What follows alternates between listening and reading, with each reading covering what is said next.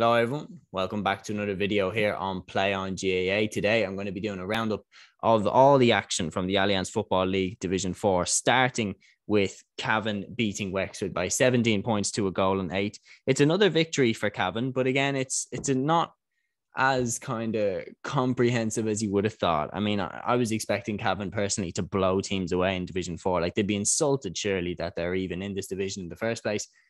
They beat Wexford by 17 points to a goal and 8.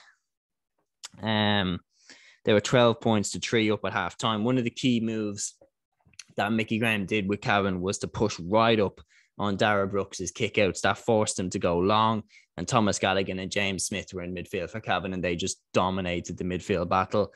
Gerald McKiernan was excellent for Cavan. He kicked 5 points. Martin Riley, in his 16th season in the Cavan panel, he kicked some lovely scores as well.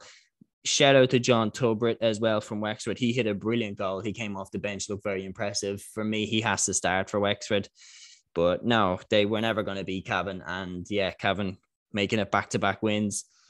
More impressive than Cavan, though, so far has been Sligo. I mean, Carlow had 8 absentees, and Tony McEntee's side ran out 23-point winners. I mean, Niall Murphy kicked 9 points. Pat Spillane Jr., of course, who had declared for Sligo to the surprise of pretty much everyone.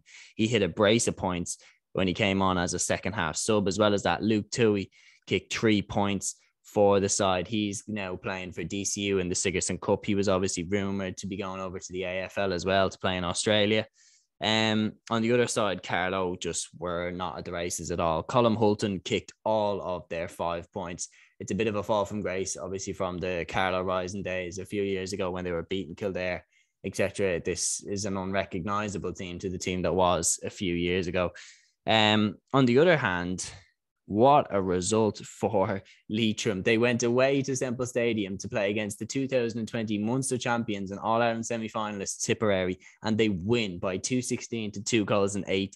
My God, Tipperary they just look awful. What is going on? What is going on down there in Tipperary? Conor Sweeney hit both goals for Tipperary, but apart from him, it's just ridiculous. Leitrim have a new manager there in Andy Moran. Obviously, he's going to give them a bit of a bounce, but to this level, I mean, it's unbelievable. James Rooney got the first goal for Leitrim on 40 minutes.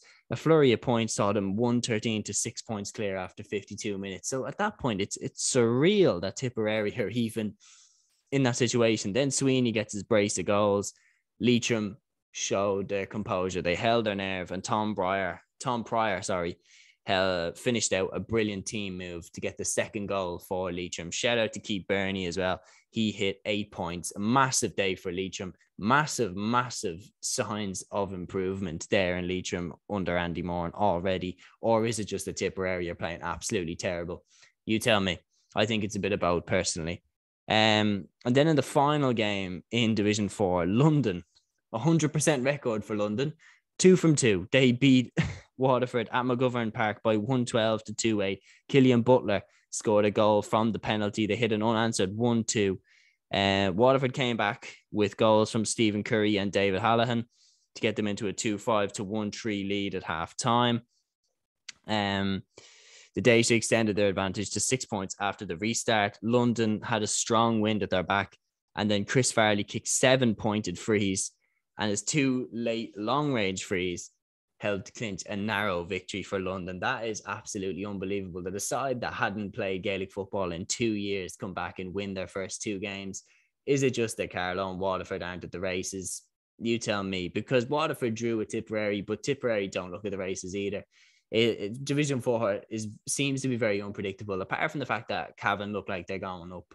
They're not going up in as impressive fashion as I thought that they would. I think Sligo against Cavan could really be a very interesting game, because Sligo are playing very, very exciting football. Tony McEntee has them playing fantastically, and obviously Sligo blew away Leitrim in the FBD League, and Leitrim took Cavan quite close in the opening round of the league. So it'll be interesting to see if Sligo can go one better. Obviously Niall Murphy's there. They have Pat Spillane there. They have Kevin MacDonald. They have Dara Cummins, Gerard O'Kelly Lynch. Some very, very good footballers there in Sligo, and a lot of young lads coming through, and McEntee's getting them playing a good brand of football. So Yeah, as of right now, it's Sligo and Cavan going up for me. Tipperary have dropped the absolute. I don't know what is happening with them. And yeah, so that's it for me. Sligo and Cavan are the top two in Division 4. I expect them to go up. Yeah, it'd be very interesting to see how it all plays out. Let me know what you guys think in the comments below. Check out all the other GAA content. I've pretty much covered everything that's happened over the weekend. Get in touch in the comments below. Get involved in the conversation. And yeah, get all your content here on Play On GAA. And until the next video, guys, take care.